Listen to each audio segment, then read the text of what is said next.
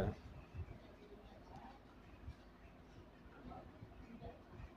Praise the lord. దేవునికి మహిమ కలుగునుగాక. నజరేయుడగు యేసు క్రీస్తు నామములో మీ అందరికీ నా శుభములు, ఆశీర్వాదములు తెలియజేస్తూ ఉన్నాను. ఈ దినమందు మీ మధ్య వాక్య పరిచర్య చేయటానికి నన్ను ప్రేమతో ఆహ్వానించిన బాబురావు గారికి నా హృదయపూర్వకమైన వందనాలు. వారికి, వారి సతీమణికి, సంఘానికి, ఇక్కడున్న వారందరికీ కూడా నా హృదయపూర్వకమైన వందనాలు తెలియజేస్తూ ఉన్నాను. అనవసరంగా మాట్లాడుకొని టైం వేస్ట్ చేసే దానికంటే డైరెక్ట్గా దేవుని వాక్యములోనికి వెళ్ళిపోదాము. బైబిల్ గ్రంథములో నుంచి పరమగీతము 6వ అధ్యాయము 4వ వచనాన్ని నేను చదువుతాను, మీరు శ్రద్ధగా వినండి. పరమగీతము 6వ అధ్యాయము 4వ వచనము.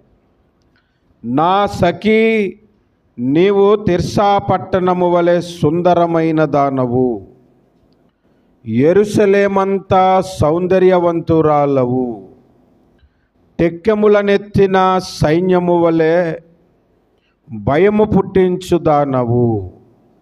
ప్రార్థన చేసుకుందాం. ప్రేమ కలిగిన మా ప్రియమైన పరలోకపు తండ్రి, సర్వాధికారివైన మా దేవా, శక్తిమంతుడవైన మా ప్రభువా, నీకు వందనాలు చెల్లిస్తూ ఉన్నాను. నీ పరిశుద్ధ జీవ వాక్యమును బోధించటానికి అర్హత లేని వాడను ప్రభువా. మీరు నాకు ఇచ్చిన ఈ ధన్యతను బట్టి స్తోత్రాలు చెల్లిస్తూ ఉన్నాను. ఈ సమయములో మీ పరిశుద్ధాత్మ సహాయము ద్వారా నాతోనూ మా అందరితోనూ మాట్లాడి మమ్ములను బలపరచమని నజరేయుడగు యేసు నామమున ప్రార్థిస్తున్నాము పరమ తండ్రి. ఆమేన్, ఆమేన్. ఇక్కడ ఈ వచనములో సంఘమును 3 విషయాలతో పోల్చాడు. ఒకసారి అందరం చెప్దాం, ఎన్ని విషయాలతో పోల్చాడు? 3 విషయాలతో. మొట్టమొదటిది, నీవు తిర్సా పట్టణము వలె సుందరమైన దానవు అన్నాడు. మొట్టమొదటి పోలిక ఏంటి? తిర్సా పట్టణం అంతా సౌందర్యము అన్నాడు. రెండవది, యెరూషలేమంతా సౌందర్యవంతురాలవు అని చెప్పాడు. ఓకే. మూడవది టెక్కెములు నెత్తిన సైన్యము వలె భయము పుట్టించిన దానవు అని చెప్పాడు. ఈ 3 విషయాలు ఒక్కొక్కటి గంట చొప్పున 3 గంటల్లో మన ప్రసంగాన్ని ముగించేసుకుందాం. దేవునికి స్తోత్రం. హల్లెలూయా. నేను నా లైఫ్లో ఎక్కువగా ప్రసంగాలు చేసిన 66 పుస్తకాలలో ఎక్కువగా ప్రసంగాలు చేసిన గ్రంథం ఏదంటే ఆదికాండము. అందులో నుంచి ఇప్పటికీ నేను 400 ప్రసంగాలు చేశాను రికార్డెడ్గా. రికార్డు కానివైతే ఇంకెన్ని ఉంటాయో. తర్వాత ఎక్కువగా నేను వాక్యము ప్రకటించిన గ్రంథము ప్రకటన గ్రంథము. మూడవది, నేను పరమగీతం ఎక్కువగా బోధించాను. నీవు తిర్సా పట్టణం అంతా సుందరమైన దానవు అనే అంశము ఇప్పుడు నేను చెప్పను, అది ఆల్రెడీ చెప్పాను, యూట్యూబ్లో ఉంటుంది. అవకాశం ఉన్నవాళ్ళు నా యూట్యూబ్ ఛానల్ సెర్చ్ చేస్తే పరమగీత గ్రంథ ధ్యానములు అనేది మీరు కొడితే అందులో వస్తుంది. రెండో విషయాన్ని మనం ధ్యానం చేద్దాం. యెరూషలేమంతా సౌందర్యవంతురాలవు అన్నాడు. యేసుక్రీస్తు ప్రభువు సంఘాన్ని, అంటే మనలను, సార్వత్రిక సంఘం అంతటిని ఏమని పోలుస్తున్నాడంటే యెరూషలేమంతా సౌందర్యవంతురాలు అని పోలుస్తున్నాడు. ఇప్పుడు మనం రోడ్ల మీద ఆటోలు ఎక్కినప్పుడు కానీ, బస్సులు ఎక్కినప్పుడు కానీ, లేదా స్కూటీ మీద వెళ్ళినప్పుడు కానీ తెగ సినిమా పాటలు ఎక్కడ పడితే అక్కడ ఈ పండగ సీజన్లో డీజే స్టూడియోలు పెట్టి జిగ్ అని పెడుతుంటారు కదా. ఆ పాటలు పెట్టేటప్పుడు ఏ పాట చూడండి హీరోయిన్ని పొగుడుతూనే పాటలు ఉంటాయి. నేను హీరోయిన్ యొక్క ఆ శిరస్సు మొదలుకొని పాదము వరకు ఆమె నడుము ఎలాగుంది, బొగ్గలు ఎలాగున్నాయి, మెడలు ఎలాగున్నాయి, చేతులు ఎలాగున్నాయి అని ఆ సుందరం గురించి పొగుడుతూనే ఉంటారు కదా. అసలు ఒరిజినల్ హీరో ఎవరంటే యేసు ప్రభు, ఒరిజినల్ సంఘము హీరోయిన్. దేవునికి స్తోత్రం. అదంతా కల్పితంగా అప్పుడుకప్పుడు ఆశతో చేసుకునే పొగడుతులు, ఇవన్నీ వాస్తవాలు. మన నిజమైన హీరో యేసుక్రీస్తు ప్రభువు. మన ప్రభువు ఎవరిని పొగుడుతున్నాడంటే తాను స్వరక్తమిచ్చి సంపాదించుకున్న తన సంఘమును పొగుడుతూ ఉన్నాడు. తన సంఘం యొక్క సౌందర్యమును పొగుడుతూ ఉన్నాడు. ఏమని పొగుడుతున్నాడు అంటే, నీవు యెరూషలేమంతా సౌందర్యవంతురాలవు అని చెబుతున్నాడు అన్నమాట. హల్లెలూయా. అంటే యెరూషలేములో ఎటువంటి సౌందర్యం ఉందో అది సంఘములో ఉండాలి అనేది. ఇప్పుడు ఈ గ్రంథము చరిత్ర గ్రంథమా, కావ్య గ్రంథమా? చరిత్ర, కావ్యమా? కావ్యము. కానీ జరగబోయే చరిత్రను ముందుగా చెప్పబడిన కావ్య గ్రంథం అన్నమాట. అంటే సంఘము ఫైనల్గా యేసు ప్రభువుని పెళ్లి చేసుకోవటానికి రెడీ అయిపోయిన తర్వాత ఎలా ఉండబోతుందో స్ట్రక్చర్ అది ఇక్కడ ముందుగానే రాశాడు. పరమగీతం అంటే అది. మీకు ఇంకా అర్థమయ్యేటని చెప్పడానికి, ఒక ఓపెన్ ప్లేస్ ఉందనుకోండి, సార్ ఇక్కడ ఫ్లాట్స్ వస్తున్నాయి, మీరు ఒక ఫ్లాట్ కొనుక్కుంటారా, ఆ ఫ్లాట్ ఎలాగొస్తుందో ముందు డ్రాయింగ్ ఒకటి చూపెడతాడు, ఒక ఫోటో. ఇలా రాబోతుందండి బిల్డింగు, 4వ ఫ్లోర్లో మీకు అపార్ట్మెంట్ ఉంది, అందదులేండి, అపార్ట్మెంట్ ఉంది, మీకు అక్కడ కొనుక్కుంటా. అక్కడ ఏం లేదు, ఉత్తి ఖాళీ స్థలమే. కానీ తర్వాత అక్కడ కట్టబోయే బిల్డింగ్ ఎలాగుంటుందో, ఏ కలర్లో ఉంటుందో, ఎన్నెన్ని గదులతో ఉండబోతుందో ముందే మనకు చూపెడతాడు ఫొటోస్. అలాగే సంఘము నిర్మాణం అయిపోయిన తర్వాత, యేసు ప్రభువుని పెళ్లి చేసుకోవటానికి రెడీగా సిద్ధపడిన తర్వాత, యేసు రాకడలో ఎత్తబడిన తర్వాత ఆ సంఘము ఎలా ఉండబోతుందో ముందుగానే కావ్యములో చెప్పినటువంటి గ్రంథమే పరమగీత గ్రంథము. హల్లెలూయా. ఆ సంఘము ఎలా ఉండాలి? ఇప్పుడు యెరూషలేమంత సౌందర్యముగా ఉండాలి. ఉదాహరణకు ఇంకొక సింపుల్ చెప్తాను, మీరు కొద్దిగా శ్రద్ధగా వినండి. మీరు అర్థం చేసుకుంటే చాలు, అంతకంటే వద్దు. నా ప్రసంగాల్లో జోకులు వేసి నవ్వించాలని ఆశ నాకు లేదు. పెద్ద పెద్దగా అరిచేసి నేను అరిచాను కాబట్టి ఇది గొప్ప ప్రసంగం అని మీరు అనుకోండి అని ఆశ కూడా నాకేం లేదు అండి. మీకు అర్థం అవ్వటానికి నేను చెప్తున్నాను. ఒకసారి మా చర్చిలో క్రిస్మస్కి ఒక డ్రామా ఇవ్వాలి, నాటిక ప్రదర్శించాలి. బ్రదర్ మీరు హేరోదులాగా తయారవ్వాలని ఒక బ్రదర్కి చెప్పాను. చెప్తే మరి హేరోదు ఎలా ఉంటాడన్నా నాకు తెలియదు కదా, మరి హేరోదులాగా నాకు గెటప్ ఇవ్వండి అని అన్నాడు అనమాట. అంటే కొద్ది రాజు వస్త్రాలు కొని ఒక కిరీటం ఒకటి తయారు చేసి, ఇదిగో ఇలా ఉంటాడు హేరోదు అని ఒక డ్రామా వేసి చూపించామన్నమాట. హేరోదు అంటే ఇలా ఉంటాడు. ఆయన రావటమే ఒక క్లాత్ ఇలా చెట్టు చేస్తాడు, క్లాత్ మీద వేసుకొని పైనుంచి కింద దాకా రాజు డ్రెస్ వేసుకొని కిరీటం పెట్టుకొని అలా ఊపుకొని ఆహాహాహా హేరోదు వచ్చుచున్నాడని చెబుతున్నాడు అనమాట. అంటే ఎలా ఉంటాడో ముందుగానే ఇలా ఉంటాడు అని మేము చెబితే అలా రెడీ అయ్యాడు అతను కదా. దేవునికి తన సంఘం ఎలా ఉండాలో ముందే ఈ గ్రంథంలో చెప్పాడు, మనం అలా రెడీ అవ్వాలి. అర్థమైందని చెప్పింది? మీకు అర్థం అవ్వాలని చెప్పాను. నేను దేవునికి మనం ఎలా ఉండాలని కోరుకుంటున్నాడో అది ముందే చెప్పాడు. అలాగూ మనమందరము రెడీ అవుతే అప్పుడు దేవుడు ఇదే పొగడుతున్నప్పుడు రియల్లో మనకి వస్తుందన్నమాట. అంటే ఇప్పుడు యెరూషలేము ఎలాగుందో మనం అలా తయారవ్వాలి. అది దేవుడు కోరుకుంటున్న ఒక గొప్ప విషయం. మీకు ఒక అర్థం అవడానికి ఇంకొక పాయింట్ చెప్తాను, తర్వాత నేను ప్రసంగంలోనూ ఒక్కొక్క అంశాన్ని చెప్తాను. ఇప్పుడు యేసు ప్రభువు పెళ్లి చేసుకునే ఆ వధువు సంఘము బైబిల్లో రాసి ఉంటుందా? ఖచ్చితంగా ఉండాలి. ఎందుకంటే ఆయన వచ్చిందే సంఘము కొరకు, సంఘానికి ప్రాణం పెట్టుట కొరకు రాసి ఉంటుంది కదా. మరి అలాంటప్పుడు కొన్ని సంఘాల వారు మా సంఘమే వధువు సంఘము, మా సంఘాన్ని యేసు ప్రభు పెళ్లి చేసుకుంటాడు, మీరందరూ లెక్కలేని కన్యకులు, నేను మాత్రమే మా ఆయన పావురం అని చెప్పేసుకున్నారు.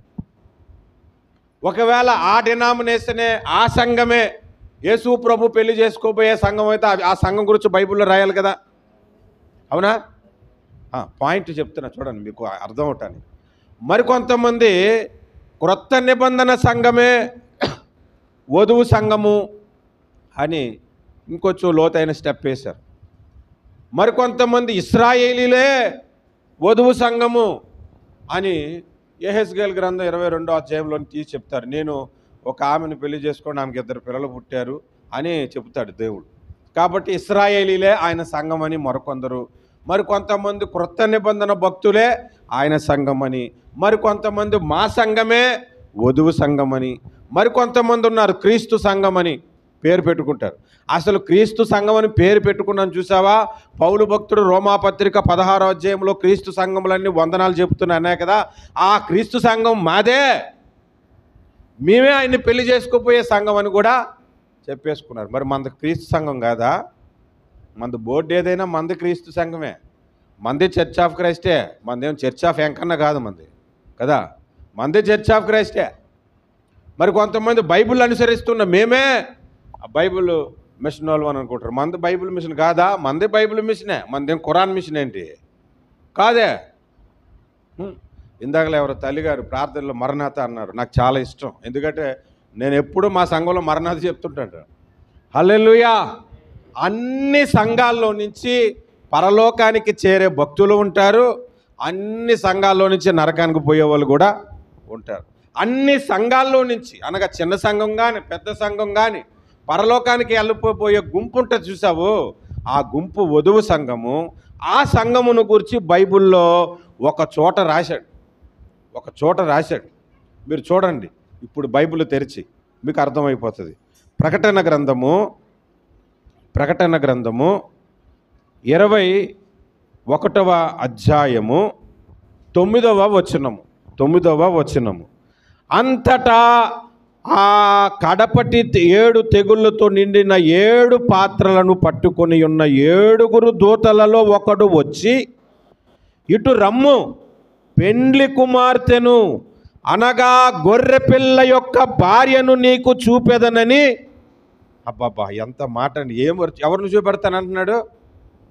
గొర్రెపిల్ల యొక్క భార్య. గొర్రెపిల్ల అంటే యేసు ప్రభు భార్య అంటే ఆయన పెళ్లి చేసుకోబోయే సంఘమును నీకు చూపెడతాను అని అన్నాడు. ఎవరన్నారంటే 7 దూతలు ఉన్నారంట, తెగుళ్ళు పట్టుకున్న దూతలు. ఒక్కొక్క పాత్రలో తెగుళ్ళు ఉన్నాయి. అందులో ఒక దూత వచ్చి యోహానుని ఇటు రమ్ము అని అంటే అటు వచ్చాడు. రా, వస్తే నీకు యేసు ప్రభు పెళ్లి చేసుకోబోయే భార్యను నీకు చూపెడతాను అని అన్నాడు. అప్పుడు ఆయన చూపించినప్పుడు క్రీస్తు సంఘాన్ని చూపించలేదు, బైబిల్ మిషన్ని చూపించలేదు, పెంతుకోస్తుని చూపించలేదు, అమెరికా సంఘాన్ని చూపించలేదు, ఇశ్రాయేలుని చూపించలేదు, కొత్త నిబంధన భక్తులని చూపించలేదు. ఎవరిని చూపించాడో ఆ కింద వచనాలు మనం చదవాలి. ఎవరిని చూపించాడు చూడండి 10వ వచనం. ఆత్మవశుడనై ఉన్న నన్ను ఎత్తైన గొప్ప పర్వతము మీదకి కొనిపోయి యెరూషలేము అను పరిశుద్ధ పట్టణము దేవుని మహిమ గలదై పరలోకమందున్న దేవుని ఎదుట నుండి దిగివచ్చుట నాకు ఏం చూపెడతానన్నాడండి? యేసు ప్రభు భార్యను చూపెడతానన్నాడు. ఏం చూపించాడు? పట్టణాన్ని చూపించాడు కదా. ఇప్పుడు మీ అందరికీ నా భార్య అలా ఉంటుంది మీకు తెలియదు, ఒక బాబురా గారికే తెలుసులేదు. మా ఇంటికి వచ్చారు ఒకసారి. నేను మా ఆవిడని మీకు చూపెడతాను, మీ అందరూ రండి అని చెప్పి కొండపల్లి కొండ ఎక్కించేసి ఆ కొండ నుంచి సిటీ అంతా చూపించి, ఒక సిటీని, గుంటూరు సిటీని, ఈ సిటీ అంతా నా భార్య అన్నాను అనుకోండి, మీరు ఏమంటారా? మెంటలెక్కింది ఏట్రా నీకేమన్నా అంటారా? లేదంటే మాది పుట్టి పెరిగింది వైజాగ్ కాబట్టి మా ఆవిడని చూడాలంటే మీ అందరు బస్సులు ఎక్కేసి వచ్చేసాడు వైజాగ్ అని చెప్పి అక్కడ ఏరాడ కొండ ఉంది, అక్కడ ఎక్కి ఆ బీచ్ అంతా ఒడ్డు అంతా కనబడుతుంది, విశాఖపట్నం సిటీ అంతా కొండలన్నీ. ఇగో ఈ సిటీ అంతా నా వైఫ్ అన్నాను అనుకో, మీకు ఎలా ఉంటుంది? ఇక్కడ యేసు ప్రభు ఏమంటున్నాడంటే యెరూషలేము పట్టణాన్ని చూపించి ఇదిగో గొర్రెపిల్ల భార్య అని ఆ దూతలలో ఒక దూత చెబుతున్నాడు. అంటే ఆ యెరూషలేము పట్టణానికి ఎవరైతే అర్హులవుతారో వాళ్ళందరూ యేసు ప్రభు ఒక భార్య అన్నమాట. ఆ సమాజం అంతా కూడా యేసుక్రీస్తు యొక్క భార్య అన్నమాట. హల్లెలూయా, హల్లెలూయా. మన సంఘానికి 1,00,000 మంది రానే, 10 మంది రాని, వచ్చిన వాళ్ళందరూ పరలోకానికి యోగ్యులైన వాళ్ళు ఉంటేనే అది గొప్ప సంఘం, అంతే. పెద్ద సంఘం చిన్న సంఘం అని దేవుడు ఎప్పుడు చూడడు. అందుకని యేసుప్రభు ఒక మాట అన్నాడు, ఎక్కడ 2-3 ఉంటే అక్కడ ఉంటానన్నాడు, కానీ 1,00,000 మంది ఉన్న దగ్గర ఉంటానని ఎప్పుడు అనలేదు ఆయన. 2 ఉన్న చోట ఉంటాను అన్నాడు. హల్లెలూయా. మరి ఒక్కడగా ఉండిపోక ఇంకొకటి తోడు తెచ్చుకోరా బాబు, నేను అక్కడికి వచ్చేస్తానని చెప్పాడు. దేవునికి స్తోత్రం.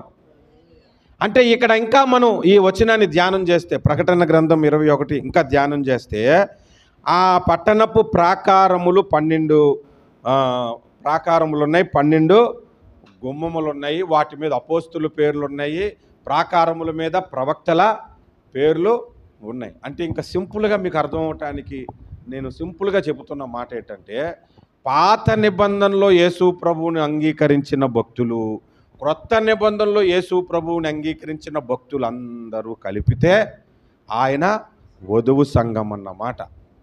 పాత నిబంధన భక్తులందరికీ ప్రతినిధులుగా ప్రవక్తలను, క్రొత్త నిబంధన భక్తులందరికీ ప్రతినిధులుగా అపోస్తులను ఇక్కడ మనకు చూపించాడు. అంటే తాను పెళ్లి చేసుకోబోతున్న భార్య ఎలాగుంటుందో ప్రకటన గ్రంథం 21వ అధ్యాయం 9 నుంచి 16 వచనాల్లో మనకు తెలియజేశాడు. హల్లెలూయా.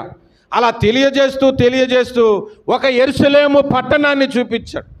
ఇదిగో యేసు ప్రభు యొక్క భార్య అని. హల్లెలూయా. ఆ పట్టణం యొక్క సౌందర్యం ఏమిటో మనం ఇప్పుడు నేర్చుకొని ఆ సౌందర్యమును మనము ధరించుకుంటే అప్పుడు యేసు ప్రభు నువ్వు యెరూషలేమంత సౌందర్యవంతురాలువు అని మనతో మాట్లాడతాడు. ఇప్పుడు ఆ పట్టణం యొక్క ఫస్ట్ విషయాన్ని నేను చెప్తున్నాను. పాయింట్ 1 మీరు చూడండి. ప్రకటన గ్రంథము 21వ అధ్యాయము 2వ వచనము. మరియు నేను నూతనమైన యెరూషలేము అను ఆ పరిశుద్ధ పట్టణము తన భర్త కొరకు అలంకరింపబడిన పెండ్లి కుమార్తె వలె సిద్ధపడి పరలోకమందున్న దేవుని యొద్ద నుండి దిగివచ్చుట చూచితిని. ఆ పట్టణానికి ఒక పేరు పెట్టాడు. ఏంటండి? పరిశుద్ధ పట్టణము అన్నాడు. హల్లెలూయా. అంటే విశ్వాసులకు, యేసు భక్తులకు, యేసు సంఘానికి మొట్టమొదటగా ఉండాల్సింది ఏంటంటే పరిశుద్ధత. అది అప్పుడు మనలందరినీ పరిశుద్ధ పట్టణము అని అంటాడు. ఆ పరిశుద్ధతే లేకుండగా దేవుని వధువు సంఘంలో మనం ఎలా ఉండగలం? అర్థమైందని చెప్తుంది. అంటే ప్రతి క్రైస్తవుడికి మొట్టమొదట ఉండాల్సిన క్వాలిటీ ఏంటి? పరిశుద్ధత. మనం పట్టుకున్న గ్రంథము పరిశుద్ధ గ్రంథము. మనం ఆరాధిస్తున్న దేవుడు పరిశుద్ధుడు. దేవుడు మనల్ని పిలుస్తుంది బైబిల్లో పరిశుద్ధులు అని అన్నాడు. పరిశుద్ధులు ఒక్కసారే ఎత్తబడతారని బైబిల్లో రాయబడింది. పరిశుద్ధులందరూ యేసు స్వరూపంలోనికి మారాలని రాయబడి ఉంది. పరిశుద్ధుల కొరకు నిత్యము ప్రతి చోట మన పేరు పరిశుద్ధులు అని పెట్టాడు. మనం ఇంకా పరిశుద్ధులను సరిగ్గా కాకపోయినా కూడా దేవుడు పరిశుద్ధుడుగా అవటానికి నేను పిలిచాను కాబట్టి పరిశుద్ధులు అని మనలను పిలిచేశాడు. అసలు మన ఫస్ట్ ట్యాగ్ ఏంటంటే పరిశుద్ధులు. అది పరిశుద్ధత అనగానే కొంతమందికి ఏంటంటే మాటల్లో పరిశుద్ధత కానీ, చూపుల్లో పరిశుద్ధత కానీ, ప్రవర్తనలో పరిశుద్ధత కానీ ఇవన్నీ వదిలేసి వస్త్రాల్లో పరిశుద్ధత ఎదుక్కున్నారు. ఎందులో ఎదుక్కున్నారు? వైట్ అండ్ వైట్ వేశారనుకోండి పరిశుద్ధులు అన్నమాట. నేను ఒక పెంతుకోస్తు సంఘానికి వెళ్ళాను. నేను పెంతుకోస్తులను ఏమి విమర్శించను, ఎందుకంటే నేను పుట్టి పెరిగింది పెంతుకోస్తే. రోజుకి గంట సమయమైనా పరిశుద్ధాత్మ భాషల్లో మాట్లాడతాను. వెళ్తే వాళ్ళు సంఘం యొక్క రూల్ ఏంటంటే వైట్ అండ్ వైట్ వేసుకొని సంఘానికి రావాలి. నన్ను స్పీకర్గా పిలిచారు. ఆ రోజు వాళ్ళందరూ వైట్ అండ్ వైట్ వేసుకొస్తే నేను ఇలాగే పింక్ షర్ట్ వేసుకొని వెళ్ళిపోయాను. ఇలా బ్లాక్ ప్యాంటు పింక్ షర్ట్ వేసుకొని వెళ్ళిపోయాను. అందరిలో నేను ఒక్కడినే స్పెషల్గా కనబడుతున్నాను. ఎలా కనబడుతున్నానంటే 10,000లో అతన్ని గుర్తించవచ్చు అన్నట్లుగా నేను కనబడుతున్నాను. ఆ పాస్టర్ గారికి, నన్ను పిలిచిన పాస్టర్ గారికి నా ప్రసంగం ఇష్టమే కానీ నేను వేసుకున్న బట్టలు నచ్చలేదు. దానికి అయ్యగారు మంచి వర్తమానికుడని పిలిచాను కానీ నాకు ఒకటే నచ్చలేదు, ఆయన బట్టలు అలా వేసుకోవడం నాకు నచ్చలేదని మైక్లో చెప్పేశాడు.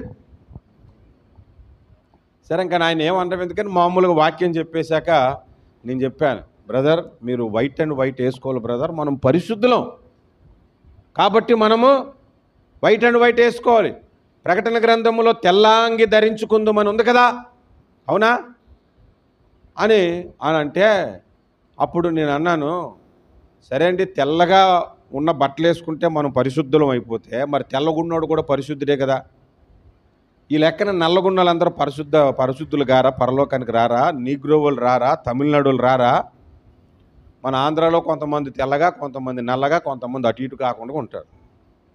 మరి వాళ్ళ సంగతి ఏంటి అని అన్నాను. నువ్వు వస్త్రంలోనే తెలిపే చూస్తే మరి శరీరం తెలుపు కూడా చూడాలి కదా, ఇది ఇంకా ఇంపార్టెంట్ కదా అని అంటే ఆయన ఆలోచించాడు. అప్పుడు నేను చెప్పాను, ప్రకటన గ్రంథంలో తెల్లాంగి ధరించుకుందుము అంటే అర్థం ఏంటో తెలుసా? మనం తెలుపు బట్టలు వేసుకుంటామనే కాదు, తెలుపు అన్ని కలర్స్కి మూలం. అది ఇప్పుడు సినిమాకు పోతే థియేటర్ ఉంటుంది కదండి, తెర, అది ఏ కలర్లో ఉంటుంది? రెడ్ ఎందుకు పెట్టరు, బ్లాక్ ఎందుకు పెట్టరు, బ్లూ ఎందుకు పెట్టరు? ఏ కలర్ అయినా దాని మీద రిఫ్లెక్ట్ అవుతుంది, అందుకు తెలుపు. ఏ కలర్ అయినా తెలుపులో నుంచి రావలసిందే. కలర్ బట్టలు వేసుకునేంత మాత్రం అపవిత్రులం కాదు. తెల్లాంగి ధరించడం అర్థం ఏంటనంటే మనం పరిశుద్ధులమని చెప్పటానికే కానీ అంత తెల్ల బట్టలు వేసుకుంటే అక్కడ కలర్ఫుల్ బట్టలు లేవని కాదు అర్థం. అసలు వేరే కలర్ ఉండకపోతే అక్కడ సూర్యకాంతము వంటి రాయిలతో కట్టిన పట్టణం అని ఎందుకు రాయబడి ఉంటుంది? ఆలోచించండి కదా. బంగారం ఏ కలర్లో ఉంటుంది? మరి పరలోక పట్టణము బంగారంతో అది పరిశుద్ధ పట్టణం కాదా? అప్పుడు ఎంత జాగ్రత్తగా ఆలోచించాలి. పరిశుద్ధత అనేది మన క్రియలలో చూపించాలి, మన మాటల్లో చూపించాలి, మన చేతల్లో చూపించాలి, మన ప్రవర్తనలో చూపించాలి. అది పరిశుద్ధత. అంతేగాని వైట్ అండ్ వైట్ వేసేసుకొని రోడ్డు మీద అందరినీ తిడుతూ ఉన్నాం అనుకోండి, అది పరిశుద్ధత? నేను అందుకే చెప్తా, కొంతమంది ఒళ్ళంతా వైట్ అండ్ వైట్ వేసుకుంటా, చెవులకి ఏమి పెట్టుకోరు, బంగారం కొనుక్కోరు, ఏమి పెట్టుకోరు, కళ్ళకు కాటుకు పెట్టుకోరు. ఏమంటే నేను ప్రభుకి సమర్పించుకుంటానంటారు. అలా సమర్పించుకున్న వాళ్ళు పరిశుద్ధుల్ని చూశాను, అలాగన్నీ సమర్పించుకొని రోజంతా ఆలీలు తిట్టిన వాళ్ళని చూశాను. ఒళ్ళంతా బంగారం ధరించుకొని పట్టుచీరలు కట్టుకొని పరిశుద్ధుల్ని చూశాను, ఒళ్ళంతా బంగారం ధరించుకొని పట్టుచీరలు కట్టుకొని వాళ్ళ మీద వీళ్ళ మీద పడి తిట్టిన వాళ్ళు కూడా చూశాను. అంటే ఇక్కడ డ్రెస్ కాదు ఇంపార్టెంట్, పవిత్రత చాలా ఇంపార్టెంట్. మనం వాస్తవంగా ఎవ్వడం కూడా పరిశుద్ధులం కావు. మనందరం పరిశుద్ధులమండి, దేవుని రక్తం వలన పరిశుద్ధులమయ్యాం. దేవునికి స్తోత్రం, హల్లెలూయా, హల్లెలూయా. యేసు ప్రభుకు ఇంకొక విషయం తెలుసు, మనలను ఆయన రక్తము చేత కడిగిన తర్వాత మరలా మనం పాపం చేయకుండా ఉండలేము. ఒకవేళ ఎంత ప్రయత్నించినా ఎక్కడొక చోట మనము పడిపోయే అవకాశం ఉంటుందని యేసు ప్రభు మన కొరకు తన రక్తమును ద్రాక్షారసముగాను తన శరీరమును రొట్టెగాను మనకు అనుగ్రహించాడు. ఇది నా శరీరము, ఇది నా రక్తము అని ప్రభు చెప్పాడు. హల్లెలూయా. కాబట్టి మనందరికీ మొట్టమొదటిగా ఉండాల్సింది పరిశుద్ధత. పరిశుద్ధత లేకుండా ఎవడునూ ప్రభువుని చూడలేడు అని అన్నాడు. హృదయశుద్ధి లేకుండా ప్రభువుని చూడలేరు. హృదయశుద్ధి గలవారు ధన్యులు, వారు దేవుని చూచెదరు అన్నాడు. హల్లెలూయా. కాబట్టి మొట్టమొదటిగా మనకు ఉండాల్సింది ఏంటి? పరిశుద్ధత. యెరూషలేము పట్టణానికి ఏముంది? పరిశుద్ధత ఉంది. ఆ పట్టణం పేరే పరిశుద్ధ పట్టణము అని అన్నారు. భూమి మీద ఎన్నో దేశాలు ఉన్నాయి కదా, మన దేశానికి ఉన్న బిరుదేంటి చెప్పండి? మన దేశానికి మదర్ ల్యాండ్ అంటారు ఇంగ్లీష్లో, తెలుగులో భారతమాత అంటారు. మదర్ ల్యాండ్ ఇదేంటిది? భూమి మనకు తల్లి, భూమి మనకు తల్లి. జనని జన్మభూమి ఇచ్చా, ఇది మన తల్లి రా అని పాట కూడా ఉందిగా, పాత ఎన్టీ రామారావు పాట, మీకు తెలీదా? నేను మాత్రం చాలా క్లియర్గా మాట్లాడతాను, క్లారిటీగా మాట్లాడితే దాచుకొని మాట్లాడుకునేది ఏమి ఉండదు.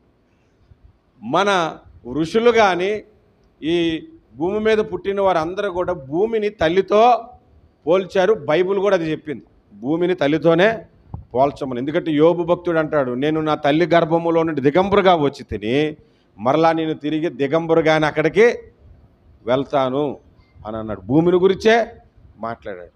ఈ దేశాలన్నిటిలో మన దేశానికి ఉన్న పేరు ఏంటంటే మదర్లాండ్. ఇశ్రాయేలీలకు ఉన్న దేశానికి ఏం పేరు ఉంది చెప్పండి? హోలీ ల్యాండ్, పరిశుద్ధ పట్టణము.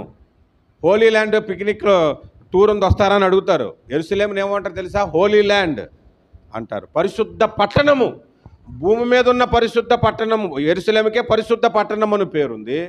పరలోకము నుండి దిగొస్తున్న సంఘానికి పరిశుద్ధ పట్టణం అని పేరుంది.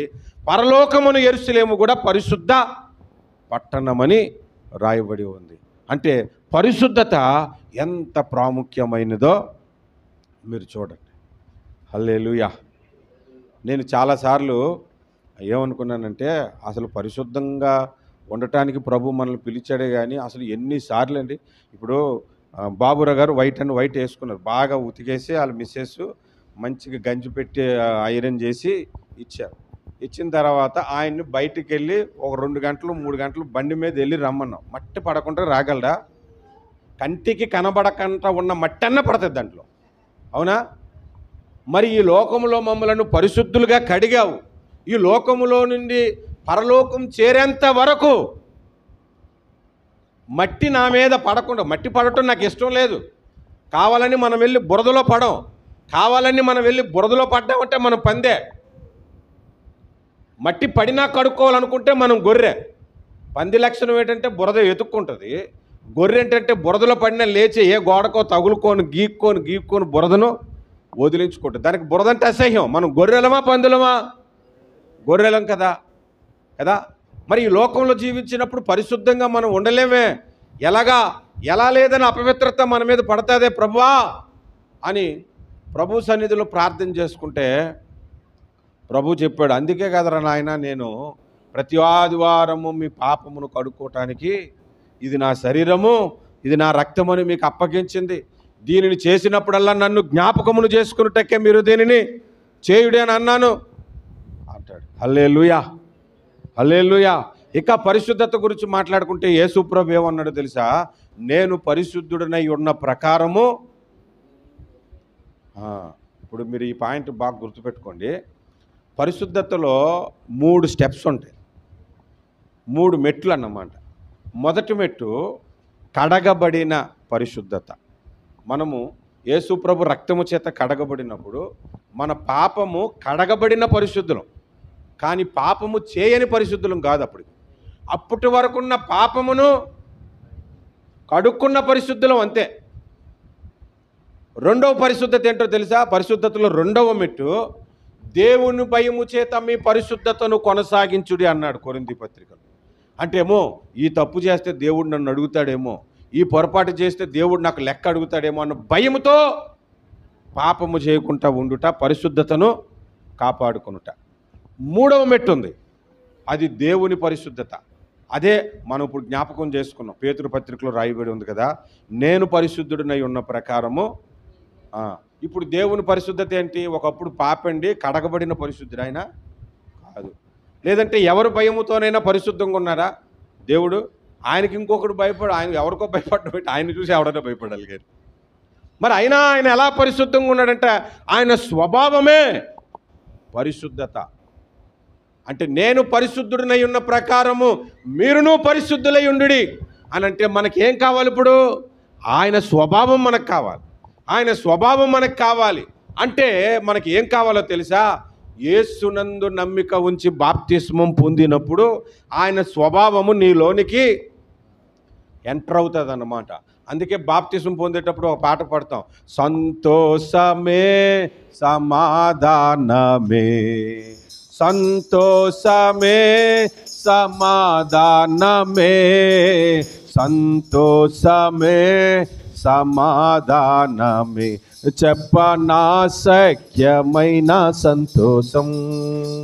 ఏంటా సంతోషం అంటే, ఈ సంతోషము నీకు కావలెనా అని పాడు. ఆ తర్వాత నేడే యేసు నొద్దకు రమ్ము, తర్వాత యేసుని నీలోనికి చేర్చుకును. యేసు నీలోనికి రావటం ఏంటంటే అర్థం తెలుసా? యేసు యొక్క స్వభావము నీలోనికి వచ్చుట. మనం బై బర్త్ పుట్టుక నుండి పాపులము, మనం పుట్టుక నుండే పాప స్వభావము కలిగిన వాళ్ళము. అందుకే ఎఫెసీ పత్రిక 2వ అధ్యాయంలో మన స్వభావరీత్యా దైవోగ్రతకు పాత్రులమై ఉన్నామన్నాడు. మన స్వభావమే దేవుని ఉగ్రతకు పాత్రులం. కాబట్టి ఇప్పుడు స్వభావం మార్చాలి అంటే మనం క్రొత్తగా జన్మించాలి. నూతన స్వభావం మనలోనికి రావాలి. ఆ నూతన స్వభావానికి భయపడి మనము పరిశుద్ధంగా జీవించటం ప్రారంభిస్తే ఒక రోజుకి యేసుకున్న పరిశుద్ధత మనలోనికి ఫుల్ఫిల్ అయిపోతుంది అన్నమాట. హల్లెలూయా. అర్థమైందా? అందుకనే మనం పరిశుద్ధంగా మొదటగా ఉండాలి. అప్పుడు దేవుడు నిన్ను చూసి ఏమంటాడంటే, నీవు యెరూషలేమంతా సౌందర్యవంతురాలవు అంటాడు. ఇది మొట్టమొదటి విషయం. రెండో విషయాన్ని మనం బైబిల్లో చూద్దాం. దయచేసి మీరు చూడండి. 48వ కీర్తన 1వ వచనాన్ని చదువుదాము. 48వ కీర్తన 1వ వచనం. మన దేవుని పట్టణమందు, ఆయన పరిశుద్ధ పర్వతమందు యెహోవా గొప్పవాడును బహుకీర్తనీయుడునై ఉన్నాడు. చాలు. ఇక్కడ మన దేవుని పట్టణమందు అన్నాడు. మన దేవుని పట్టణం అంటే ఏంటది? అది యెరూషలేమే. మన దేవుని పట్టణమందు పరిశుద్ధ పర్వతమందు అన్నాడు. దేవునికి యెరూషలేములో ఇంకొక పర్వతం ఉంది. ఆ పర్వతం పేరు పరిశుద్ధ పర్వతము. ఇంకొక చోట సభా పర్వతము, ఇంకొక చోట సభా పర్వతము, ఇంకొక చోట ఆలోచన సభ అని రాసి ఉంటుంది. ఇప్పుడు మనం అన్ని లోపలికి వెళ్ళి అన్ని తవ్వుకోవద్దు. నేను చెప్తున్నా, నా పర్వతమునకు ఎక్కదగిన వాడెవడు? తన చేతులకు పాపం అంటకుండగా మనసునందు వ్యర్థమైన దాన్ని ఆలోచించకుండా ఉండువాడే అని 24వ కీర్తనలో అన్నాడు. ఆ పట్టణం ఏంటంటే యెరూషలేమను పట్టణము. ఆ యెరూషలేమను పట్టణములో యెహోవా గొప్పవాడును, రెండవది బహు కీర్తనీయుడై ఉన్నాడు. ఈ రెండు మాటలు బాగా గుర్తుపెట్టుకోండి. ఆ పరిశుద్ధ పట్టణంలో యెహోవా గొప్పవాడు. ఇప్పుడు మనందరి బ్రతుకుల్లో ఎవరు గొప్పవాడై ఉండాలి? మొదట మీ నాన్న కాదు, మీ ఆవిడ కాదు, మీ పిల్లలు కాదు, నీ భర్త కాదు, మీ తల్లిదండ్రులు కాదు. నీ జీవితంలో, నా జీవితంలో గొప్పవాడు ఎవడంటే మొట్టమొదటిగా యేసయ్య. దేవునికి స్తోత్రం. హల్లెలూయా. సరే, బంధుత్వాలు వదిలేసే. డబ్బు ఎక్కువ, యేసు ఎక్కువ అంటే కొంతమందికి డబ్బే ఎక్కువ. క్రైస్తవుల గురించి నేను చెప్తున్నాను, అన్యుల గురించి కాదు నేను చెప్తుంది.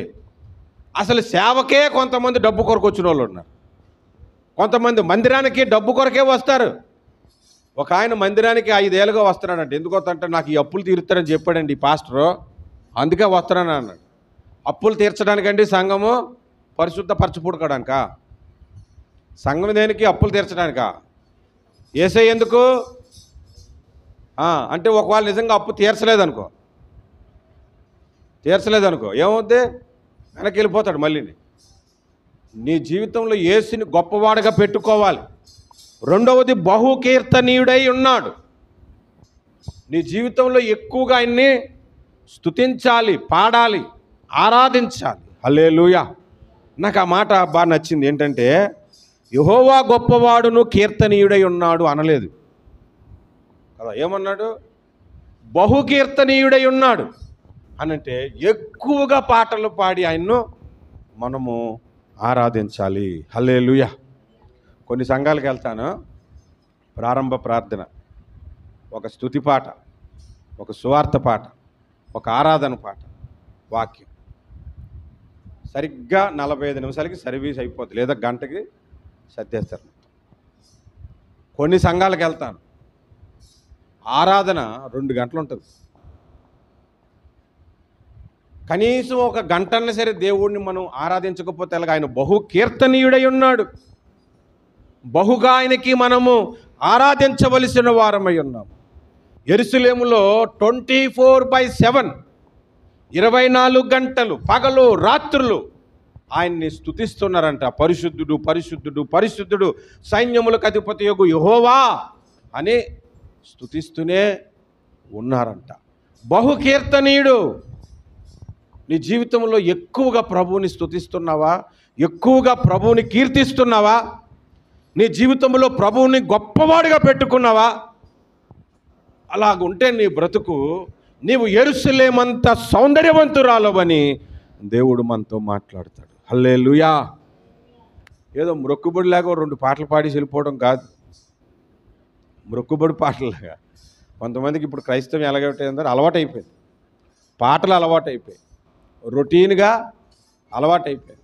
అని ఒక ఆయన అంటాడు, ఏమో అన్న కొన్ని సంఘాలకు వెళ్తే ఎప్పుడు పాడే పాటలే పాడతారు. నాకు ఎప్పుడు ఈ పాటలు ప్రసంగమైనా విన్నదే 2-3 సార్లు 4 సార్లు వింటే బోర్ కొడుతుంది. పాటలు ఎప్పుడు బోర్ కొడతాయండి?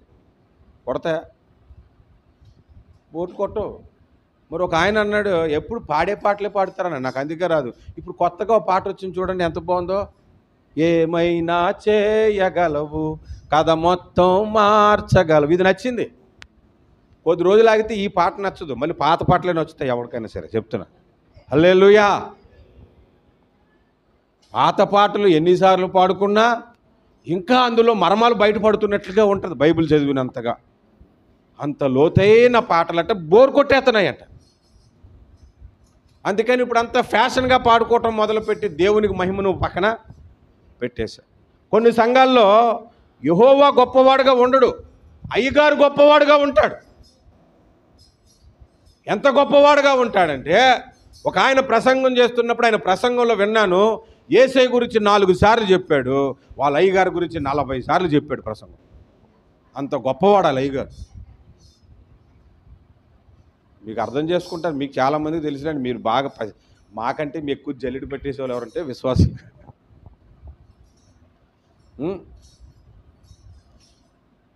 వాళ్ళ జీవితంలో అయ్యగారిని పొగిడినంతగా యేసయ్యను పొగడరు. కొంతమంది సువార్త, యేసుప్రభు గొప్పవాడమ్మా రండి అని పిలవరు. మా అయ్యగారు గొప్పవాడమ్మా, ఆయన దగ్గరికి వస్తే నీ అప్పులు తీరిపోతాయని చెప్తాడు. అట్లాంటి వాళ్ళు చూసి నీవు యెరూషలేమంతా సౌందర్యవంతురాలు అని అంటాడా? నీ బ్రతుకులో, మీ సంఘములో, మీ కుటుంబములో, మీ మనస్సులో, మీ తలంపులో యెహోవా గొప్పవాడై ఉండాలి. ఆయనకి సమస్త కీర్తి మహిమ బహుగా దక్కాలి. ఇది 2వ విషయం. దేవునికి స్తోత్రం. హల్లెలూయా. మీరు ఎవరు శ్రద్ధగా వింటున్నట్లేదు. ప్రసంగం ఆపమంటే ఆపేస్తే నాకేముందండి. నాకు ఆల్రెడీ బాగా ఇప్పటికి 18,000 ప్రసంగాలు చేశాను. నేను తక్కువేం కాదు. శ్రద్ధగా వినాలి. హల్లెలూయా.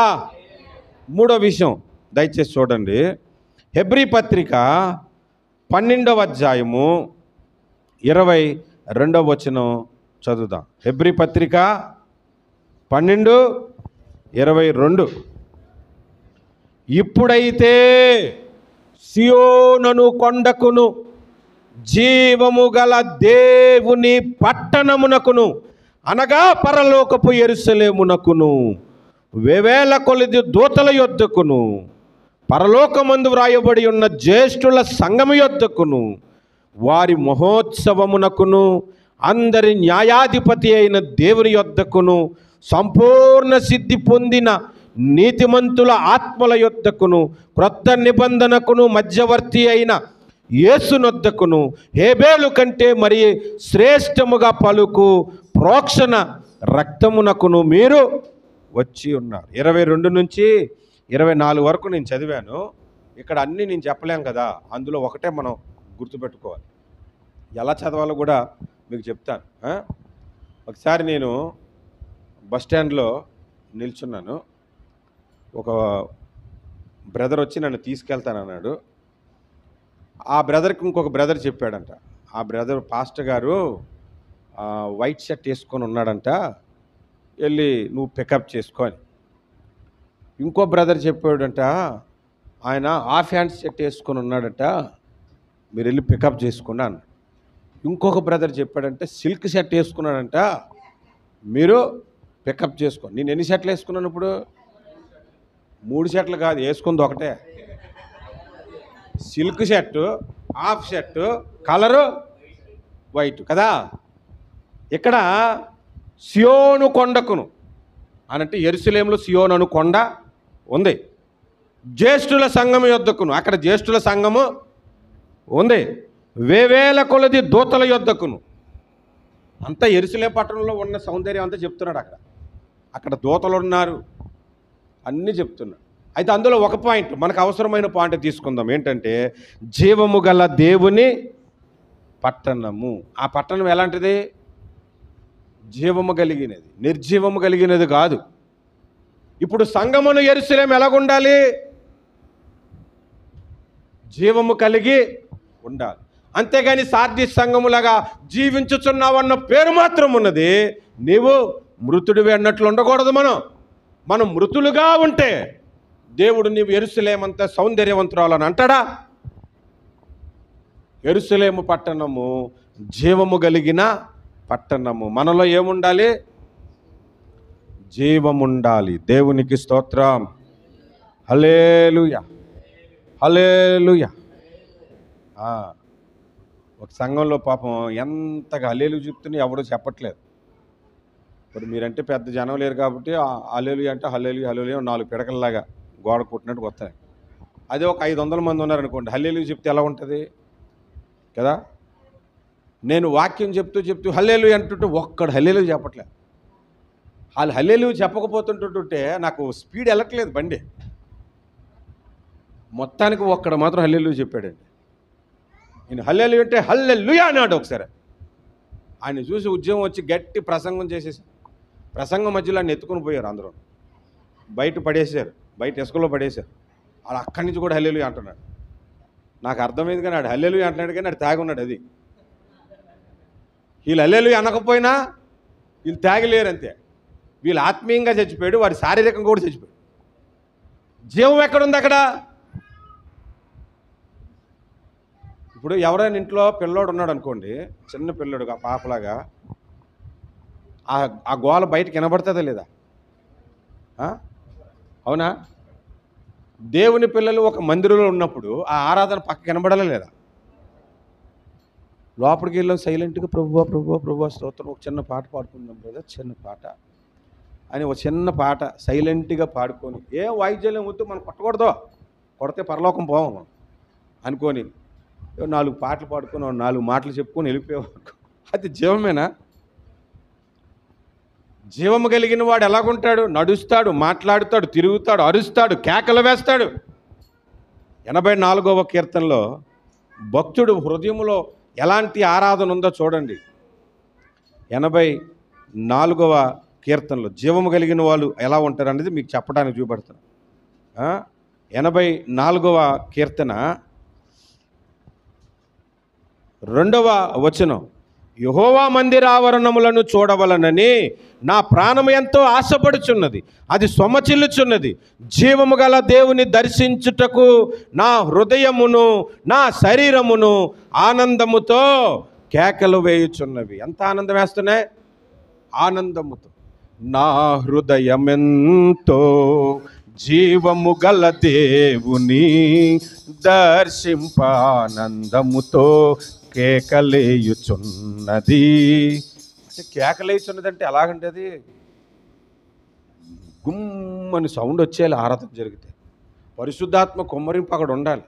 ఆ ఆరాధన ఏంట్రా, ఆ గోల ఏంటి, ఆపండి, ఆ మైక్ సిస్టమ్ ఆపండి అని ఎవడైనా కోపంతో వస్తే ఆ ఆరాధన చూసి పరిశుద్ధాత్మ తాకిడితే దబ్బని పడిపోలాడు అంతే. అలాంటి ఆరాధన జరగాలి. హల్లెలూయా, దేవునికి స్తోత్రం. జీవము కలిగిన వారుగా మనము ఉండాలి. ఈరోజు ప్రభు బలం అని చెప్పారు కదా. ప్రభు బలంలో ఏముంటుంది? నా శరీరం తిని నా రక్తము త్రాగువాడే నిత్య జీవము గలవాడు అన్నాడు. అది పాల్గొకపోతే నీలోకి నిత్య జీవం ఎలాగొస్తుంది? నా శరీరము తిని నా రక్తము త్రాగేవాడు నా మూలముగా జీవించును అని అన్నాడు. హల్లెలూయా. మూడోది ఏమన్నాడు తెలుసా? ప్రభు బలలో, నా శరీరము తిని నా రక్తము త్రాగవాడిని నేను అంచెదినమున లేపుదును. ఆడు చచ్చిపోడు అనుకుంటున్నా కానీ లేపుతాడు దేవుడు, ఎందుకంటే నీలో జీవమున్నది. హల్లెలూయా. జీవము లేకుండా మనం బ్రతకొద్దు. క్రీస్తు జీవము మనకు ఇవ్వటానికి ఆయన ఈ లోకానికి వచ్చాడు. నేను గొర్రెలకు జీవమునిచ్చుటకును. నేను ఒక మాట చెప్పాను, కంటిన్యూషన్ మాట చెప్పండి. నేను గొర్రెలకు జీవమునిచ్చుటకును అది సమృద్ధిగా ఇచ్చుటకును నేను వచ్చానండి. సమృద్ధిగా, నీకు జీవం కొద్దిగా ఇవ్వటానికి కాదు, సమృద్ధిగా జీవం అంట. అంటే సగం జీవం ఉంటుంది ఏంటండి అని అనకండి, ఉంటుంది. కాలేజీలు పడిపోయినోడి దగ్గరికి వెళ్ళండి, ఒకవైపు పని చేయదు, సగం జీవమే పాపం. ఈ చెయ్యలకి ఎత్తే ఇలా పడిపోద్ది, ఈ కాళ్ళకి ఎత్తే పడిపోద్ది, పని చేయవయ్యి. అక్కడ గట్టి గిచ్చినా పెద్ద పట్టించుకోడు. అది ఇటువైపు గిచ్చితే టాప్ అని కొడేస్తాడు, ఏ రక్కించో, సగం చచ్చిపోవడం అన్నట్టు, సగం జీవం. దేవుడు అలా కాదు, సమృద్ధిగా జీవమునిచ్చుటకును నేను వచ్చాను. ప్రభు బలలో పాల్గొన్నప్పుడల్లా నేనేమనుకుంటాను తెలుసా? ప్రభువా, నన్ను పరిశుద్ధపరచటమే కాదు, నీ జీవముతో నన్ను నింపు అని. హల్లెలూయా, దేవునికి మహిమ కలుగును గాక. ఎన్ని విషయాలు చెప్పుకున్నామండి ఇప్పటికి? 3 విషయాలు. మొట్టమొదటిది పరిశుద్ధత, రెండవది మన బ్రతుకుల్లో యెహోవా గొప్పగా వాడుగా ఉండాలి, ఆయనకి బహుగా స్తుతులు అర్పిస్తూ ఉండాలి. మూడవది మనలో జీవము ఉండాలి, జీవము కలిగి మనం బ్రతకాలి. హల్లెలూయా. జీవించుచున్నావన్న పేరు మాత్రం ఉంది, నీవు మృతుడివే అన్నాడు అనుకోండి, ఏంటంటే అది బ్రతికేనది, అదొక బ్రతికేనా? ఒక ఆయన నిజంగానే చచ్చిపోయాడు దేవునికి దూరమై. నేను చెప్తాను, మీరు అర్థం చేసుకొని మీరు చెప్పండి ఆయన పేరు. ఆయనకి దేవుని దగ్గర నుంచి రావాల్సిన ఆస్తి అంతా లాగేసుకొని దూరదేశం వెళ్ళిపోయి వ్యభిచారం చేసుకొని, వ్యాపారాలు చేసుకొని, ప్యాకెట్లు ఆడుకొని, మందు తాగి మొత్తం అంతా పాడు చేసుకొని, పందులు పొట్టు కూడా తినడానికి ప్లేసు లేక, అది కూడా దొరక్క మరలా తండ్రి ఇంటికి వస్తానంటే వచ్చాడు. ఎవరైనా? తప్పిపోయిన కుమారుడు. ఆ తప్పిపోయిన కుమారుడు గురించి ఆ తండ్రి ఏమన్నాడు తెలుసా? ఈ నీ తమ్ముడు అని తన అన్నతో చెప్తున్నాడు. మరణించి మరలా బ్రతికాడు, చచ్చిపోయి మరలా బ్రతికాడు అన్నాడు. ఒకవేళ ఎవరైనా దేవునికి దూరంగా ఉంటే వాడు జీవం లేనివాడు, దేవునికి దగ్గరగా ఉంటే, దేవుడిలోనే జీవిస్తూ ఉంటే, దేవుడే నాకు కావాలనుకొని బ్రతుకుతే వాడిలో జీవం ఉన్నది. హల్లెలూయా, దేవునికి స్తోత్రం. ఒక వారం చర్చి మానేస్తే నిర్జీవం కాదండి. ప్రతి వారం మానేస్తాడంటే అది నిర్జీవమే, వాడికి జీవము లేదంట. హల్లెలూయా. బైబిల్లో ఒక మాట, బైబిల్లో మాట కాదు, నేనే ఒక కొటేషన్ రాశాను ఒకసారి. ఏంటంటే, దేవుని సన్నిధికి వచ్చిన వాళ్ళందరూ భక్తులు కారు. అందరూ కారు అంటే కొందరు అయ్యి ఉండొచ్చు అని అర్థం. కంటిన్యూషన్ చెప్తాను. కానీ రానివాడు మాత్రం భక్తిహీనుడు. ఏమన్నాను ఇప్పుడు చెప్పండి? ఇప్పుడు ఫుల్గా చెప్తాను సెంటెన్సు. దేవుని సన్నిధికి వచ్చిన వారందరూ భక్తులు కారు, కానీ రానివాడు మాత్రము భక్తిహీనుడు.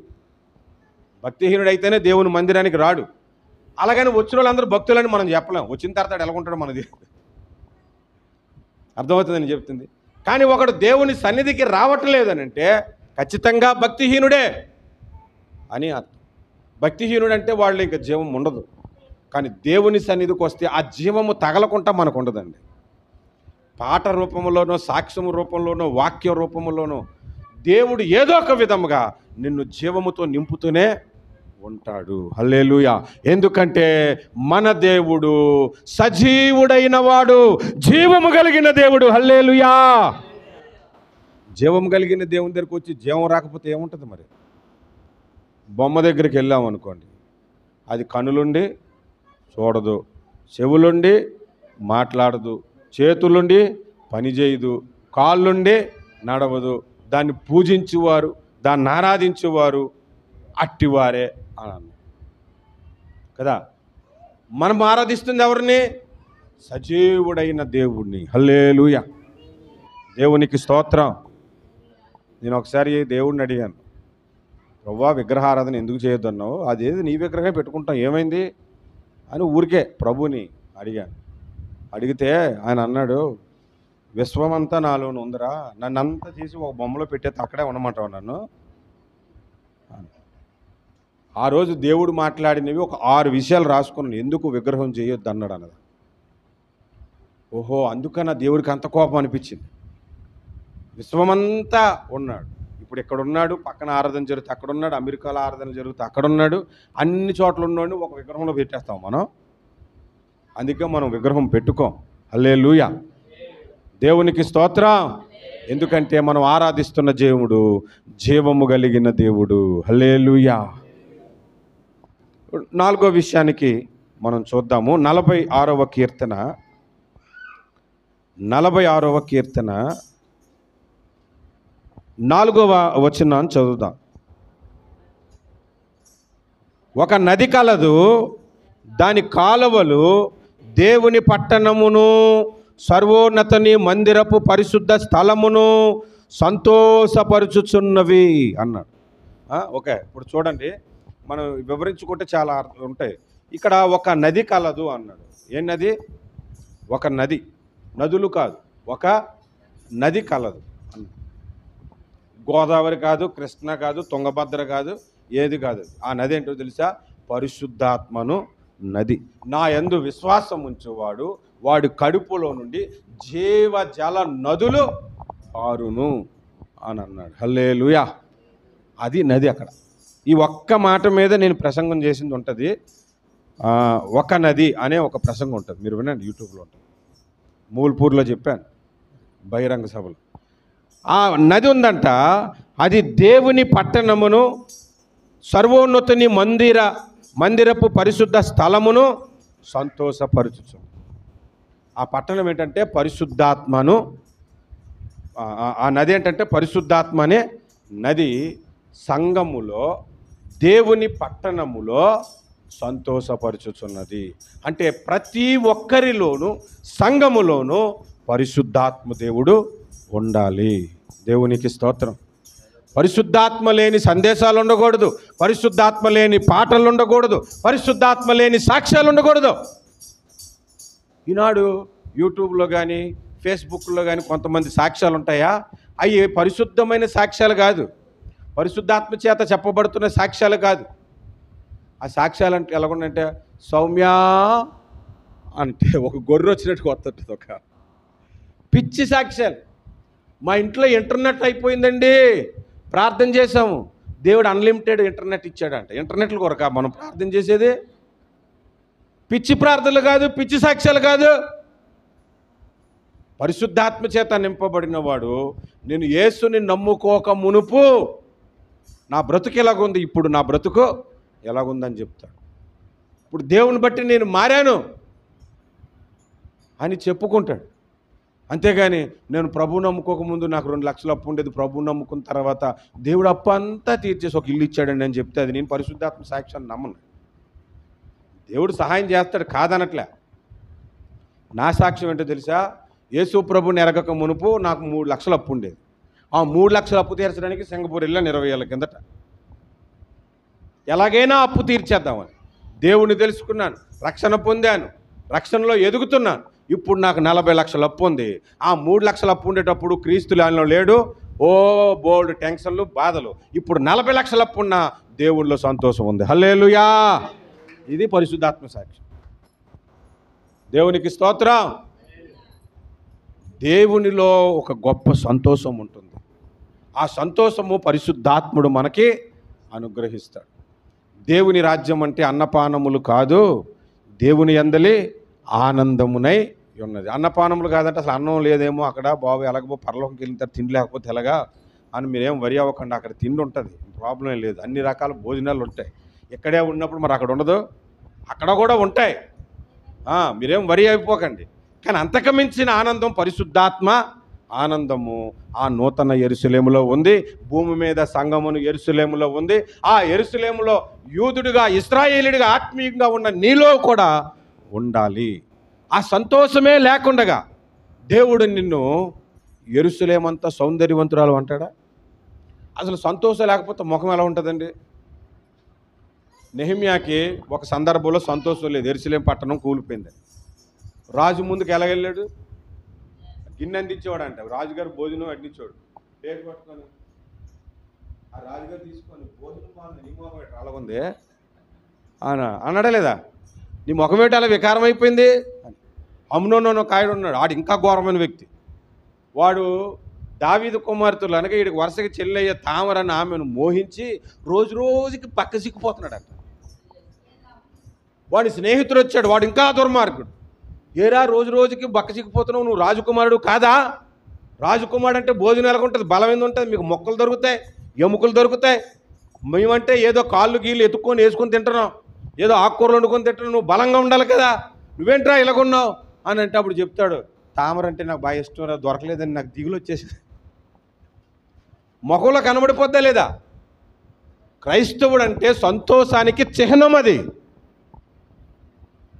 అర్థమవుతుందండి? క్రైస్తవుడు ముఖంలో సంతోషం. అరే నువ్వు ఎందుకు ఎంత సంతోషంగా ఉంటావు? అప్పులు లేవా అని అంటే ఎందుకు లేవు? ఉన్నాయి. రోగం లేదంటే ఎందుకు లేదు?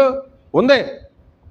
మా అపార్ట్మెంట్లో మాకేమన్నా తెలుసండి, నన్ను నా భార్యను ముస్లిం వాచ్మెన్ వాళ్ళు, అమ్మ ఈ అపార్ట్మెంట్లో ఆల్మోస్ట్ అందరు క్రిస్టియన్స్, ఒక 2 ఫ్యామిలీలు తప్ప ఎవరి ముఖంలో కూడా సంతోషం కూడా, మాకు డబ్బులు ఉన్నాయి, బంగారం ఉంది, అన్నీ ఉన్నాయి. మీ సమస్యలు చెప్పిన తర్వాత ఆమె ముందే నా కారు ఎత్తుకెళ్ళిపోయాడు, ఈఎంఐ కట్టలేదు. ఆ కారు ఆయనకి ఇచ్చేసి పంపించేసిన తర్వాత నవ్వుకుంటూ ఇంటికి వస్తాను పాట పాడుకుంటూ. ఆమె చూసి పాస్టర్ గారు కారు పట్టుకెళ్ళిపోతుంటే ఆమె ఏడ్చేస్తుంది, నేను ఏడట్లేదు. ఇంత సంతోషం ఎలాగొచ్చింది అని అంటే, చచ్చిపోయినా కూడా ఆనందంగానే చచ్చిపోతాం. ఎందుకంటే మనకు దుఃఖం ఎప్పుడు వస్తుందో తెలుసండి, మనం దేవునికి విరోధంగా పాపం చేసినప్పుడు దుఃఖం వస్తుంది. దేవునికి దూరం అయిపోతున్నాం అంటే దుఃఖం వస్తుంది. కానీ ఈ విషయాలు ఎందుకు? క్రైస్తవుడు అనేవాడు సంతోషానికి అంబాసిడర్, రాయబారి. అంబాసిడర్ అంటే రాయబారి. సంతోషం మన ముఖములో కనిపించాలి. ఆ సంతోషం లేకుండా ఎప్పుడు వికారంతో ఉంటే అదేం క్రైస్తవ్యం? నేను యేసుప్రభుని నమ్ముకుని కానీ అన్ని అప్పులు వచ్చాయి పాస్టర్ గారు, దిగులు వచ్చేస్తుంది పాస్టర్ గారు, యేసుప్రభుని నమ్ముకున్న తర్వాత మా ఆయనకి హార్ట్ సర్జరీ చేసేసారండి ఆయన బాధపడిపోతుంటారు. అందుకే యేసుప్రభు అన్నాడు, నా నిమిత్తం ఎవడైనా జనులు మిమ్మల్ని హింసించి బాధించి కొట్టి తిట్టి బాధ పెట్టినప్పుడల్లా మీరు ధన్యులు, సంతోషించి ఆనందంతో గంతులేయండి అని చెప్పాడు. ఇలాంటి మాట్లాడని చెప్తాడండి యేసయ్య కాబట్టి చెప్పాడు. దేవునికి స్తోత్రం. మన హృదయం నిండా ఎప్పుడు దేవునిని బట్టి సంతోషం కలిగి ఉండాలి. హల్లెలూయా. మనం ఎప్పుడైనా సంతోషంగా ఉండకపోతే ఒక విషయంలో సంతోషంగా ఉండకండి. ఏంటంటే దేవుని బట్టి నేను సంతోషంగా ఉన్నాను, నన్ను బట్టి అసలు దేవుడు సంతోషంగా ఉన్నాడా లేదని ఆయన సన్నిధికి వచ్చి, ప్రభువా నిన్ను బట్టి నేను సంతోషంగా ఉన్నాను, నన్ను బట్టి నువ్వు సంతోషంగా ఉన్నావా అని అడగండి. లేకపోతే ఎంత ప్రమాదం అంటే, మీకు ఒక మాట చెప్తాను, మీరు అందరు తెరిచి చూడండి. సంఖ్యాకాండం 14వ అధ్యాయం 8వ వచనంలో అక్కడ ఒక మాట రాయబడి ఉంటుంది. సంఖ్యాకాండము 14:8 చదివి చెప్పండి ఎవరైనా. యెహోవా మన యందు ఆనందించిన ఎడల. ఇక్కడ చూడండి ఏమంటున్నాడంటే దేవుని గురించి భక్తుడు, యెహోవా మన యందు ఆనందించిన ఎడల మనలను ఆ దేశములో చేర్చును. ఏ దేశము? కనాను. కనాన్ అంటే ఏంటది? యెరూషలేము. యెరూషలేము అంటే ఏంటది? పరలోకము. దేవుని బట్టి నువ్వు ఆనందించటం పెద్ద విషయమేమి కాదు. దేవుడు నిన్ను బట్టి ఆనందిస్తే అప్పుడు దేవుడు నిన్ను చూసేమంటాడో తెలుసా? నీవు యెరూషలేమంత సౌందర్యవంతురాలవు అంటాడు. హల్లెలూయా. మయా ఎన్ని విషయాలు చెప్పుకున్నావు? 4? సరే, అయితే 5వ విషయం దయచేసి మీరు చూడండి. ఆదికాండము 14వ అధ్యాయము 5వ విషయానికి వెళ్దాం. 17-18 వచనాల్లో ఏమని రాయబడి ఉందో చూడండి. యెరూషలేం పట్టణం గురించి మనం చూస్తున్నాం. ఆదికాండము 14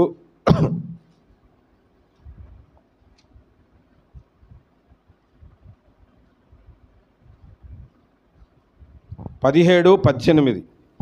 ఒకడు కదొర్లాయోమోరును అతనితో కూడానున్న రాజులను ఓడించి, ఒకడంటున్నాడు, అతడు కదొర్లాయోమోరును అతనితో కూడానున్న రాజులను ఓడించి తిరిగి వచ్చినప్పుడు సొదొమ రాజు అతనిని ఎదుర్కొనుటకు రాజులోయ అను షాలేము లోయ మట్టుకు బయలుదేరి వచ్చెను.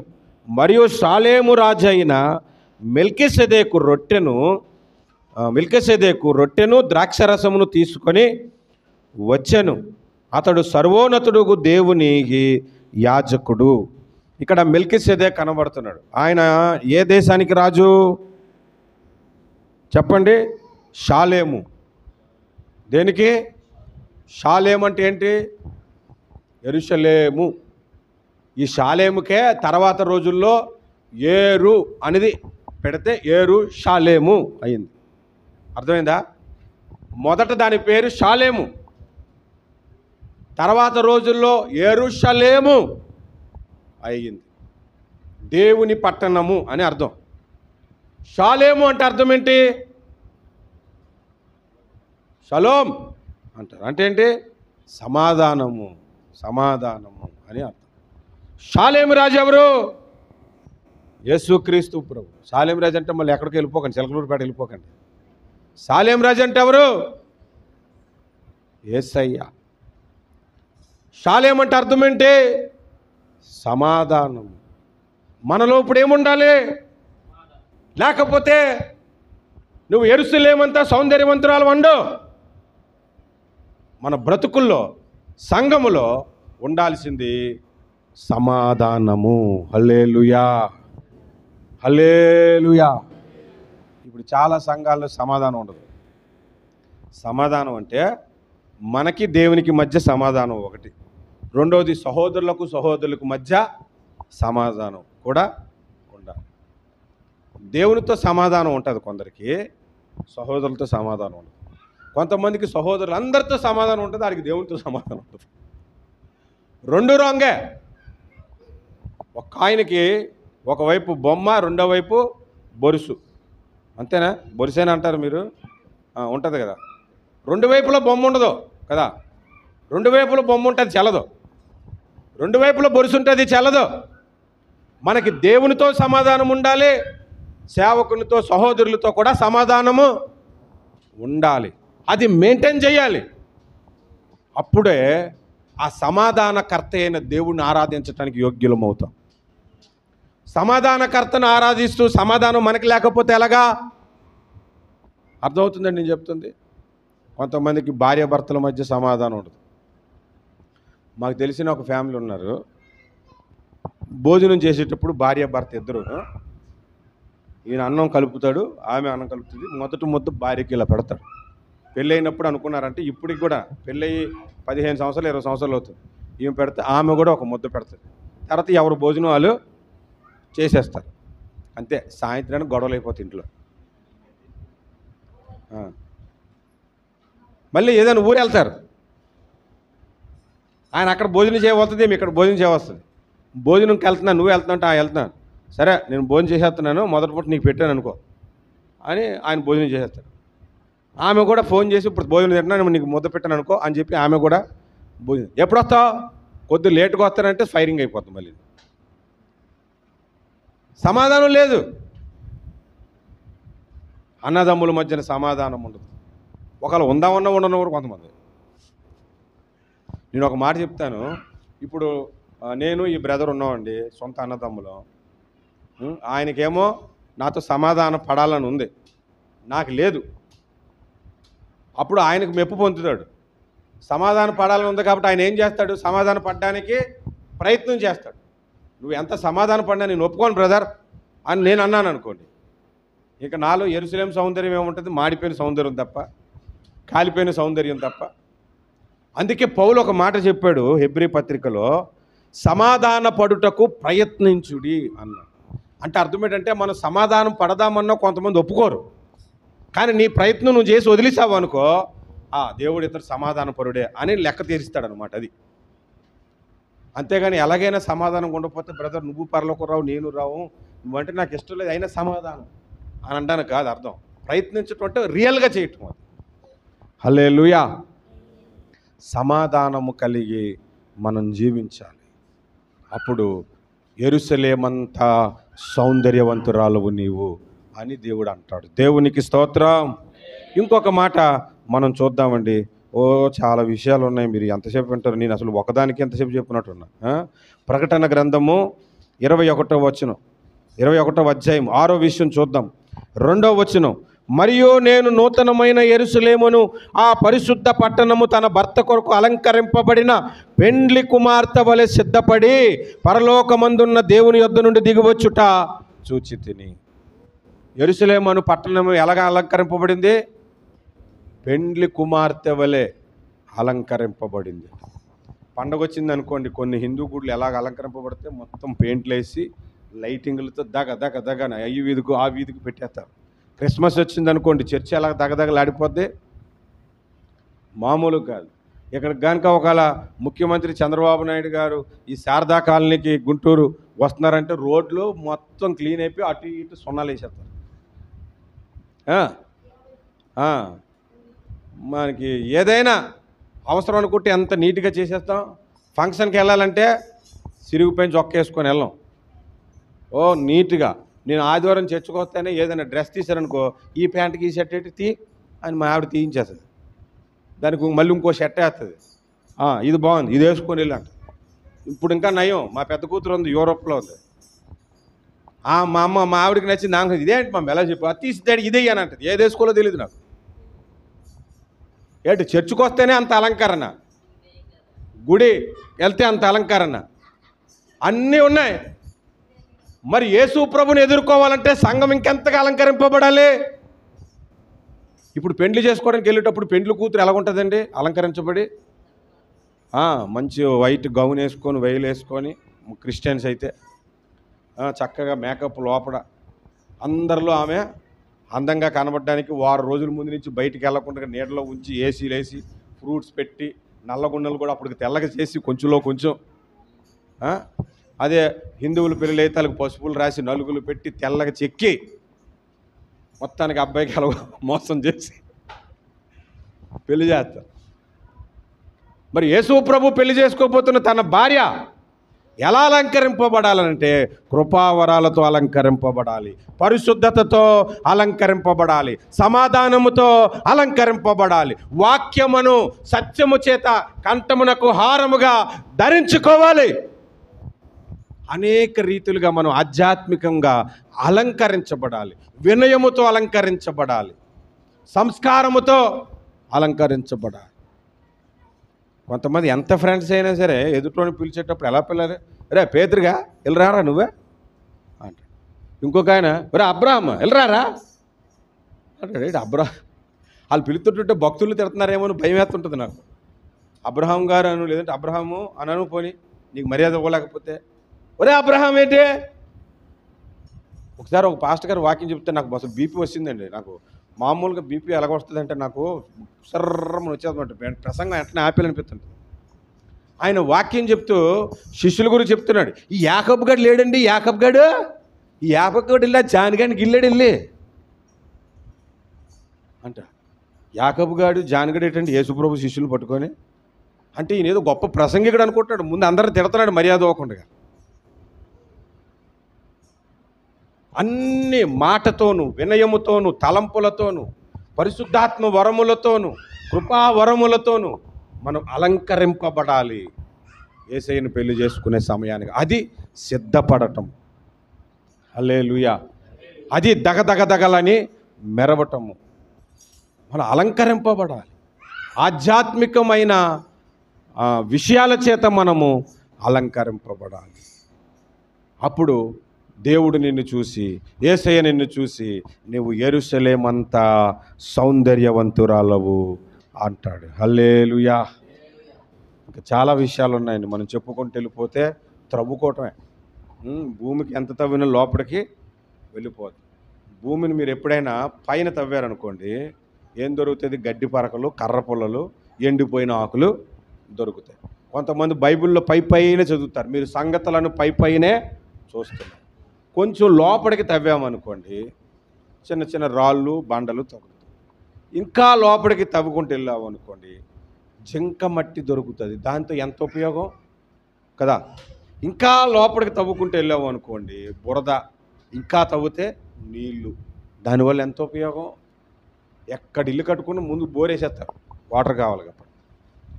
మన వాక్యము లోపలికి తవ్వుకుంటూ వెళ్ళిపోతే వాక్యమును జలములు మనకి దొరుకుతాయి. కొన్ని చోట్ల భూమి తవ్వితే నీళ్లు రావు, ఆయిల్ వస్తుంది. అది ఎంత విలువైంది కదా. కొన్ని చోట్ల భూమిని తవ్వితే నీళ్లు రావు, ఆయిల్ రావు, బొగ్గు వస్తుంది. బొగ్గు కూడా ఇంకా తవ్వుకుంటూ వెళ్ళిపోతే వజ్రాలు దొరుకుతాయి. బైబిల్లో కూడా లోపటి విషయాలు మనం చూడగలిగినప్పుడు అనేకమైన సంగతులు దేవుడు మనకు బయలుపరుస్తాడు. ఆ సంగతులు తెలుసుకొని మన హృదయము తెప్పరిల్ల చేసుకోవాలి. దావీదు భక్తుడు అన్నాడు, నీ గ్రంథము నేను వేకువజాన లేచి ధ్యానిస్తున్నప్పుడు క్రొవ్వు మెదడు దొరికినట్లు నాకు దొరికినది అంటాడు. హల్లెలూయా, హల్లెలూయా. ఆదివారం అయితే మనం ముక్కలు తింటాం. నేనైతే చెప్తున్నాను, ముద్దకో మొక్క ఉండాలి నాకు, ముద్దకో మొక్క. బోన్స్ అయితే ఇంకాను కదా. అది తిన్నప్పుడల్లా ఒకటి జ్ఞాపకం చేసుకోండి. యెహెజ్కేలు భక్తుడికి అన్నాడు, నేనిచ్చు గ్రంథమును నీవు భక్షించుము అన్నాడు. తినుము కాదు. త్రాగుము అంటే పాలో నీళ్ళు అవుతాయి. భక్షించుము అంటే అది కొంచెం కష్టపడాలన్నమాట. మాంసం తినడానికి కష్టపడాలి లేదా? హల్వా తినడానికి కష్టపడే అవసరం లేదండి, అది నోట్లో వేసుకుని కరిగిపోతే వెళ్ళిపోతాయి. పాలు తాగడానికి కష్టపడే అవసరం లేదు. కానీ మొక్కలు తినాలంటే కష్టపడాలా లేదా? నీకు బలమైన ఆహారం దొరకాలంటే కష్టపడితేనే బైబిల్లో జరుగుతుంది. అంతేగాని బైబిల్ పట్టుకొని వచ్చి ఇక్కడ నుంచి ఒక ఆటోమేటిక్గా ప్రసంగం వచ్చేది అనుకోకండి. బాగా కష్టపడితేనే ఒక ప్రసంగం వస్తుంది. హల్లెలూయా. వినటానికి కూడా కష్టపడాలి. కొంతమంది వినటానికి ఓపిక ఉండదు. వినటానికి ఓపికలో వాళ్ళందరికీ యేసయ్య వాక్యం చెప్పలేదు తెలుసండి. ఆ మాట చెప్పి నేను ముగించేస్తాను. మీరే చూడండి, మత్తయి సువార్త 4వ అధ్యాయం ఆఖరి వచనం చదవండి. ఈ మాట చెప్పి నేను ముగించేస్తాను. మత్తయి సువార్త 4వ అధ్యాయము ఆఖరి వచనం. గలిలయ, దెకపోలి, యెరూషలేము, యోదయాను ప్రదేశంలో. ఎన్ని ప్రదేశాలండి? గలిలయ, దెకపోలి. దెకపోలి అంటే 10 గ్రామాలే. మళ్ళీ గలిలయ అనేది ఒక స్టేటు, 10 గ్రామాలు కలిగిన దెకపోలి, యెరూషలేము. ఆ ప్రాంతాల నుండి యేసు ప్రభు దగ్గరికి బహుజన సమూహములు. బహుజన సమూహములు అంటే ఎంతో నేను చెప్పనా? జగన్ గారు ఎలక్షన్కు ముందు మీటింగ్కి వస్తే పైనుంచి కెమెరా చూపెడుతుంటే ఇలాగా చివరి దాకా ఉంటుంది కదా, అంత దాన్ని బహుజన సమూహం. యేసు ప్రభుని అలా వెంబడించేవారు ఆ రోజుల్లో.